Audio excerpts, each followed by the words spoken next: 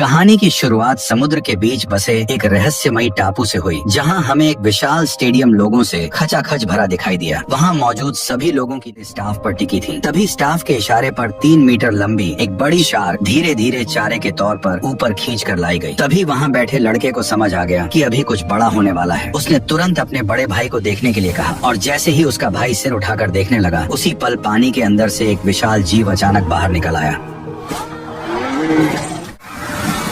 ठीक उसी पल देखने वाला प्लेटफॉर्म अचानक धीरे धीरे नीचे जमीन के अंदर उतरने लगा। दरअसल यहाँ एक और भी ज्यादा खतरनाक शो उनका इंतजार कर रहा था। जैसे ही प्लेटफॉर्म नीचे पहुंचा, तब वही विशाल जीव अब बिल्कुल सामने साफ दिखाई देने लगा, जिससे वहाँ मौजूद लोगों की एक्साइटमेंट और बढ़ गई। तभी जोरदार तालियों के बीच उस बड़े से जीव ने, जिसका नाम मोसासॉरस था, एक ही झटके में शार्क को पूरा निगल लिया। दरअसल भविष्य की दुनिया में एक टेक कंपनी ने जीन टेक्नोलॉजी की मदद से डायनासोरों को दोबारा जिंदा कर दिया था और पैसा कमाने के लिए उन्होंने पूरा एक आइलैंड खरीद लिया था। फिर सारे डायनासोर उसी आइलैंड पर रखे गए और उसी जगह को पार्क में बदल दिया गया। डायनासोरों की वजह से यह आइलैंड बहुत जल्दी दुनिया का सबसे बड़ा टूरिस्ट स्पॉट बन गया। हर साल यहाँ छुट्टियां मनाने आने वाले लोगों की संख्या करोड़ों में पहुँच गई। लेकिन 20 साल तक सब सुरक्षित चलने के बाद डायनासोर लोगों के लिए बिल्कुल चिड़ियाघर के हाथियों जैसे हो गए, जिससे अब लोगों को उनमें पहले जैसा इंटरेस्ट नहीं रहा। इसलिए मॉन्स्टर डायनासोर बनाया, जिसका बेहद सीधा और डरावना नाम इंडो में अंदाजा नहीं था कि यही डायनासोर पूरे पार्क के लिए सबसे बड़ी मुसीबत बनने वाला है। उसी समय पार्क का मालिक इंडोमिनस रेक्स को देखने पहुंचा। तब पता चला कि यह डायनासोर उम्मीद से ज्यादा बड़ा और बेहद चालाक है, जो कई बार कांच तोड़कर भागने की कोशिश कर चुका है। उसकी खतरनाक समझ देखकर मालिक घबरा गया और सिक्योरिटी चेक के लिए रिटायर ओवेन को बुलाया। दरअसल ओवेन पहले नेवी में काम कर चुका था और रिटायर होने के बाद उसे यहाँ डायनासोर को ट्रेन करने की जिम्मेदारी दी गई थी। एरिया में काम कर रहा था, जहाँ वो नेवी ट्रेनिंग में सीखे एक्सपीरियंस से रैप्टरों को कंट्रोल करने की कोशिश कर रहा था। और हैरानी की बात यह थी कि वो उन खतरनाक रैप्टरों को कंट्रोल कर पा रहा था। लेकिन तभी एक हादसा हो गया। जब नया फीडर एक छोटे सुअर को पकड़ने की कोशिश कर रहा था, उसी दौरान एक रैप्टर ने उसे झपटकर सीधे जू के अंदर खींच लिया और अगले ही पल वहाँ मौजूद सभी रैप्टरों का ध्यान उसी कर्मचारी पर टिक गया। और अब हालात ऐसे बन गए कि वह किसी भी पल रैप्टरों का शिकार बन सकता था। तभी खतरे की उस घड़ी में ओवेन ने तुरंत जू का गेट खोल दिया और तेजी से अंदर कर्मचारी के सामने खड़ा हो गया और रैप्टरों को पीछे हटने के लिए लगातार कमांड देने लगा।